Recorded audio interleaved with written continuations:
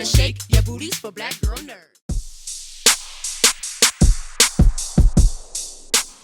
So we have this big ensemble cast. How do you keep everyone from standing out? Because there's so many characters, yet every single person was memorable and you remembered who they were from the beginning to the end. Unusual for such a big cast. What's the magic elixir to making it all work with each other? Rian Johnson.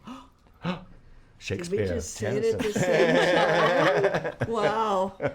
He did such a wonderful job with all of you. The Thrombeys want to find out. You want to find out. What Everybody happened wants with to find out. Thrombeys. So without spoiling it for everybody, how would you describe the Thrombeys and what they're trying to find out in Knives Okay, Out? well, first of all, if you watch the trailer, the patriarch of the family is killed.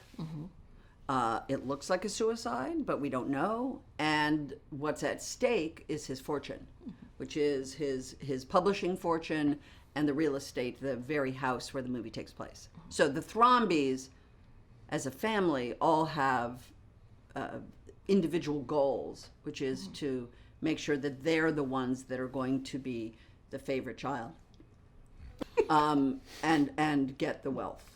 That's their version, and then you have a point in or a way in. I get invited by somebody and paid by somebody to come in and investigate because they think there's more to it than meets the eye, and I'm kind of in this world a private investigator and allowed in to come and try and solve the mystery. Throughout Hollywood, there's been so many interesting detectives and private eyes. When you think about the inspiration for your character, did you combine a couple characters? What were your inspiration for your detective? I kind of didn't. I kind of invented him, and I mean, the only person I'd ever want to base it on would be Elliot Gould in The Long Goodbye. That would be. I mean, all I'd ever want is at least I had a cat, but you never saw my cat. But he was on the page. He was there. Ryan had written it, and he'd written it in a way that I just keyed into it. I had an inspiration. I got inspiration from the historian Shelby Foote, a little bit from Tennessee Williams, and a bit, just sort of grabbed bits and pieces. But it was there. It was presented to me, and I was like, I just all I got to do is say it. Well, the two of you were incredible, and I like to say that the movie gave me a lot of moments where I did a really ugly laugh. That's great. That's good. That's right. That's good. Can the two of you give me your best ugly laugh? No,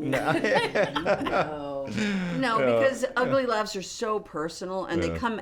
The thing about an ugly laugh is that it comes from nowhere. Out from nowhere, and you're embarrassed by it. Yeah. So if we sat here and tried to work one up, it would one of the hardest things to do. I mean, to laugh on camera. I mean, everybody talks about crying on camera, which is whatever, but trying to laugh on camera and make it sound real is the hardest thing to do, because laughter comes from deep within.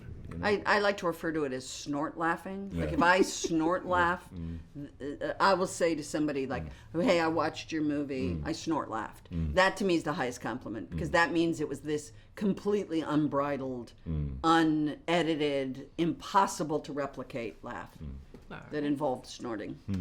Well, I loved it.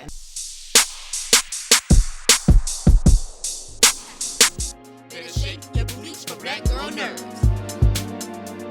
Better shake your booties for black girl nerds.